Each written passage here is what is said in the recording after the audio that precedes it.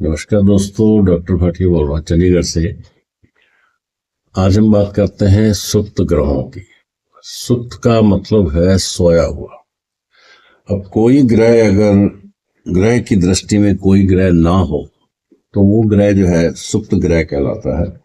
इसका मतलब ये नहीं है कि उसका प्रभाव खत्म हो जाता है। सुप्त ग्रह की परिभाषा ये है कि जो ग्रह सुप्त है वो उसी घर तक ही सीमित रहता है और उसी घर तक के ही प्रभाव देता है। ऐसा लाल किताब में स्पष्ट रूप से लिखा हुआ है। यानी कि वो जो ग्रह है उस भाव के अंदर कैद हो जाता है, उसका विस्तार नहीं हो पाता, इसलिए वो सुप्त ग्रह कहलाता है। और अगर ये सुप्त ग्रह किसी कुंडली में शुभ या अशुभ बैठा हो तो उसका प्रभाव उसी हिसाब से मिलता है।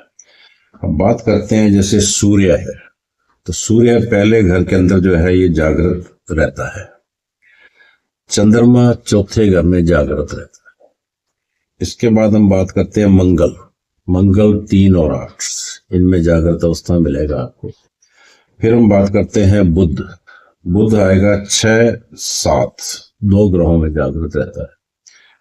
बृहस्पति जो है 2, 5, 9 वैदिक में भी यही है। 1, 2, 5, 7, 9, 11 तक भी है वैदिक में, लेकिन लाल किताब में जो बृहस्पति है 2, 5, 9 और 12 में भी इवन तक की कई कुंडलियों में देखा जागृत रहता है ये।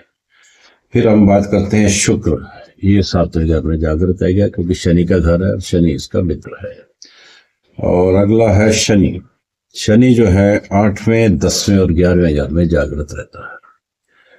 और जब पहले घर में कोई ग्रह ना हो तो बाद के घरों में जो ग्रह बैठे होते हैं उनका प्रभाव उसके ऊपर थोड़ा बहुत आ जाता है। जैसे पहला घर खाली है तो दूसरे और 12 में जो ग्रह बैठे हुए हैं उनका असर लग्नों पे जरूर पड़ता है।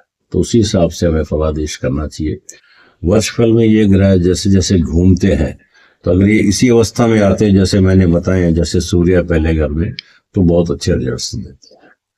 कल हम लाल किताब के कुछ और नए आपको पॉइंट्स में डिस्कस करूंगा।